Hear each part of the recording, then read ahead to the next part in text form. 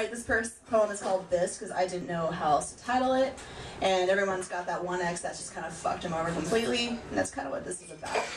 Oh, oh my god, so cold. Careful now.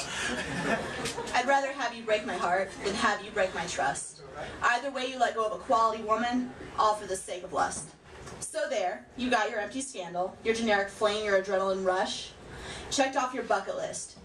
But just for that one meaningless weekend, you regret throwing away all of this.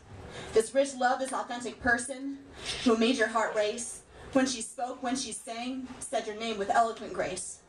This whole body with parts that are distinct and one of a kind, with delicate hands that broke you out into goose flesh, with curves that blew your mind. This soul who loved you fast and hard, but endured the same as love, soft and slow. Who never passed an ounce of judgment, with any rhyme or reason, no matter how deep or shallow. Then it suddenly wasn't going to work for some vague and shady reason. I cried it out and let my heart move on, and I changed with the season. And no matter how much I let you know I cared, despite our awkward and sad situation, you took your mistake out on me with your self-induced frustration. After quite a bit of time had passed, when open wounds had finally scarred, we exchanged our sincerest closure, both apprehensive and on our guard. But your juicy story, no matter how savory, made quite a fucking mess. And that mess got horribly messier, because you were never going to confess. Now we can't talk without yelling, cursing, or without at least one of us crying. In the end, you wanted a sure chance of friendship, but now that chance of yours is ever dying. So while you're spending 5 minutes with your hand tonight because you burned your best fridge, who is now miles apart, I'll be hollering that guy's name over there because he doesn't take my body for granted, and he cares about my trust, and now he has my heart. His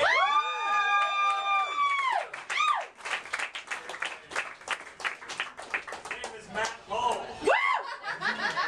I love you. And this one's just kind of about moving on, like moving through life. Like when you hit 20, you kind of like, oh shit, I'm getting old. So. Wrong bar for that age. No, I'm 21, but 21 I You're a baby! I'm so old! It's called Staircases. Step down from the staircase with broken feet after they met and start back up a new flight. Shocking as Arctic chill and hotter than desert heat. Refreshingly cryptic and it feels just right. Glance back to reflect but keep it brief, for dangerous feelings lie in looking. Always too soon to fall back in grief over a meal that has been overcooking. The scent of wildflowers is focused forward up a new staircase this one must trek.